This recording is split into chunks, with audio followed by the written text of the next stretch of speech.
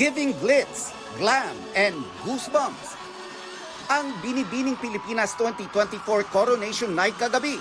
Sa opening number, present ang beauty queens na nag-represent ng Pilipinas sa nakalipas na 6 na dekada.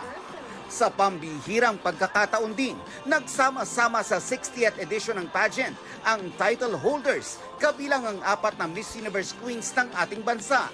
Sa pangunguna yan ni Gloria Diaz, Margarita Moran, Pia Wurtzbach at Catriona Gray.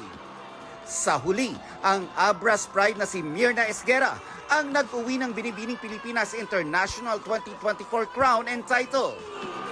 Introduction pa lang,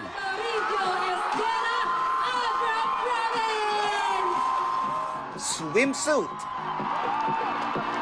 Pati ang question and answer portion, stand out na si Esguera. We believe that we can, and thanks to them all. Thank you. Kinoronahan namang Binibining Pilipinas Globe 2024 ang Pampanga representative na si Jasmine Bungay. First runner-up si Crystal de la Cruz ng Zambales at second runner-up si Tricia Martinez ng Pila Laguna. Kabilang sa humarana sa kanila, ang P-Pop Kings na SB19.